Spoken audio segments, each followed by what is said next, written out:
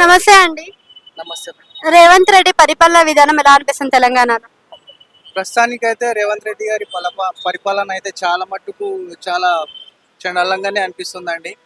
చాలా మంది ఏమో ఊర్లలో అయితే పెన్షన్ గురించి దాని గురించి అక్కడ చాలా మంది బాధపడుతున్నారు. ప్రస్తుతానికైతే సిటీలో అయితే హైడ్రా వచ్చి చాలా మంది కష్టపడి కట్టుకున్న ఇళ్లలో కూడా వాళ్ళ స్థలాలలో కూడా చాలా మంది బాధపడుతున్నారు. వాళ్ళ వేడుకలు చూస్తుంటే చాలా బాధ అనిపిస్తున్నది.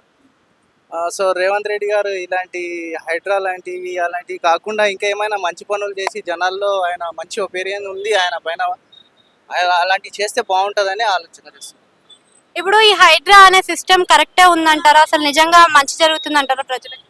అంటే కొందరికి మంచిగా జరుగుతుంది, చాలా మందికి అయితే చాలా బాధగా ఉంది. ఉన్నోళ్ళకైతే ఏం ప్రాబ్లం లేదు, లేని వాళ్ళకైతే చాలా ఇది ఉంది. అంటే అక్రమంగా కట్టుకున్నవి ఉన్నాయి, ఎఫ్టీఎల్లో అవి ఇవి అంటున్నారు. కానీ అలా చూస్తేనంటే చాలా మట్టుకు ఉన్నాయి. అందులో కొందరి మాత్రమే టార్గెట్ చేసినట్టుగా అనిపిస్తున్నది. అదే పాత గవర్నమెంట్ తో కంపేర్ చేస్తే ప్రస్తుతం ఉన్న గవర్నమెంట్ ఎలా ఉందంటారు? ఇప్పుడు ఈ కొత్తగా కదా మేడం, 10 సంవత్సరాల తర్వాత మళ్ళీ కాంగ్రెస్ వచ్చింది. సో ఇది ఇంకా కోలుకోవాలంటే కొద్దిగా టైం పడుతుంది. కానీ ఇప్పటిదాకా రేవంత్ రెడ్డి గారి పైన ఒపీనియన్ చాలా మంచిది, ఆయన మంచిగా చేస్తాడని అనుకున్నాము. కానీ జనాల్లో అనేది ఒకటి నెగిటివ్ పాయింట్స్ వచ్చింది, ఏంది ఇలా చేస్తున్నాడు అన్నట్టుగా నెగిటివ్ పాయింట్స్ వస్తుంది, చాలా మంది ఆలోచిస్తున్నారు. Thank you.